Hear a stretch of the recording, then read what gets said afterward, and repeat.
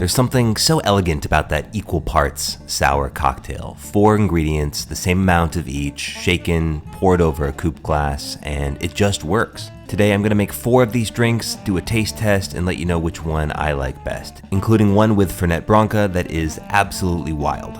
These cocktails follow a similar template of a base spirit, some citrus, as well as some modifiers like an Amaro or some liqueurs. Here we're making the Last Word cocktail, which involves some herbaceous green chartreuse, as well as some funky Luxardo maraschino liqueur, as well as some gin, and to balance it out, some fresh lime juice. And right here is the only time I'm going to give a measurement in this video, and from here on out, I'm using the same amount, 3/4 of an ounce or 22 mils. You could up that to 1 ounce of each if you like, but I'm putting away 4 of these drinks today, so we're starting with our lime juice. Next, our maraschino liqueur, which is kind of a nutty flavor, a little bit herbal, but we're really going to amp up the herbal notes with our green chartreuse. Round that out with some dry gin. Here I'm using 4 pillars, and then we're going to shake that with ice for about 15 seconds to chill, dilute, and add some aeration to the drink.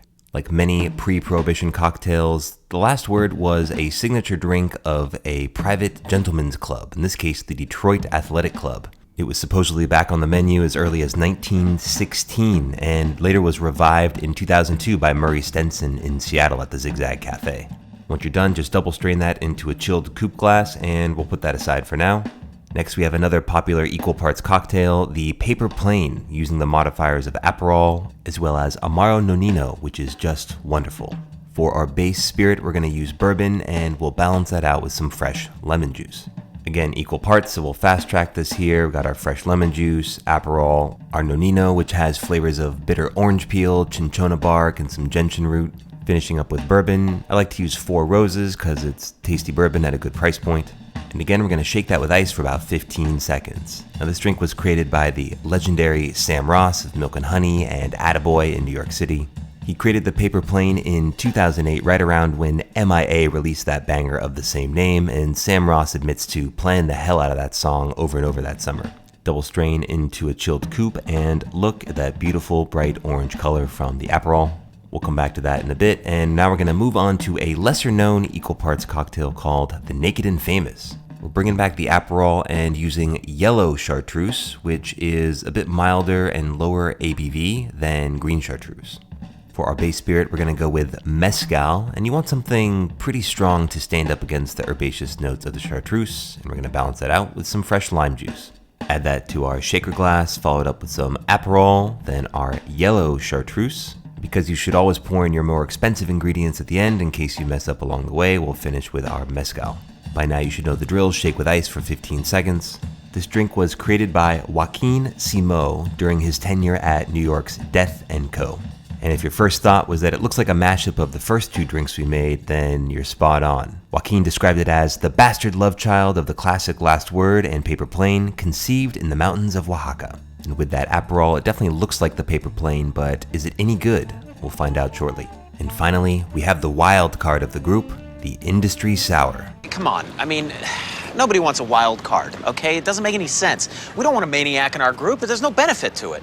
Alright, we'll see about that. In my last video about the Amaro Sour, y'all were asking how we could put my bottle of Fernet Branca to use. And in this drink, we're going to pair it with some green chartreuse, both industry professional favorites, along with some simple syrup to sweeten it up a bit, and some fresh lime juice.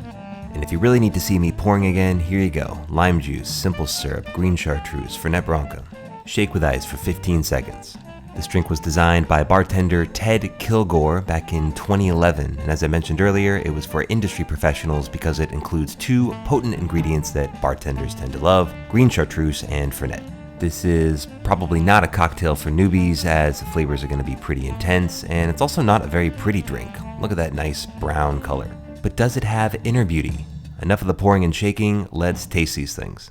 I got them lined up in the order we made them today, but in addition to cocktails, this summer I'm really looking forward to some crisp, cold wines. And so I'm really excited to be sponsored again by Bright Cellars. By taking an initial preference quiz and rating the wines I get from them, they've really nailed my taste preferences. And it's just super convenient, they ship the wines right to my door. Everything they send me is absolutely delicious. They know I like these bright citrusy whites, and so they sent me this Sauvignon Blanc and a white blend, as well as Pinot Noir, which is my favorite red varietal.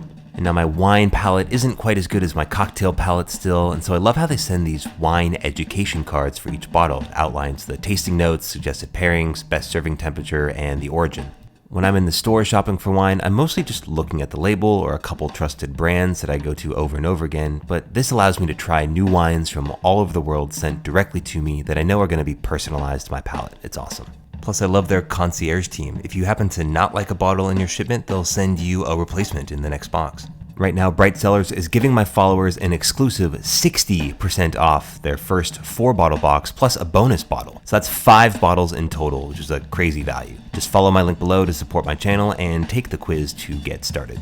All right, on to our cocktail tasting. Let's kick it off with the first one, the classic Last Word. I'm no stranger to this cocktail, but really breaking it down, it's all about the green chartreuse and the maraschino liqueur. Any nuance to the gin you add here is going to fade to the back against these dominant flavors, and that's fine because those flavors are excellent. If you're looking for a drink to introduce someone to green chartreuse, this is the one. Next up, the Paper Plane, probably the prettiest of the bunch, and that's just excellent. Whenever I make this for someone, they always think that there's grapefruit juice involved because it's just got that hint of bitterness, but also bright and citrusy. It is the ultimate crushable cocktail. Unlike the Last Word, I could probably put away 2 or 3 of these in a row, no problem. This is probably the best entry-level cocktail of the bunch because it's really not that bitter with the Aperol and the mild Amaro Nonino. Next we have the Naked and Famous. I've had a few of these, but this is really the first time I'm comparing them against the other two, and it really does take some of the best parts of the last 2 drinks, puts them together, and has that hint of smokiness from the mezcal. Creating an equal parts cocktail is literally a delicate balancing act, and it's amazing to me how this works so well. If you're a fan of the Last Word or the Paper Plane, you need to make this immediately.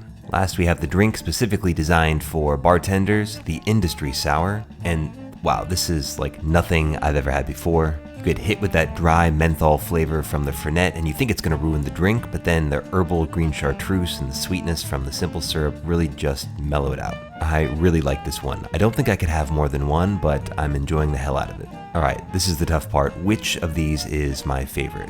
My most unsatisfying answer is it kind of depends on what mood I'm in.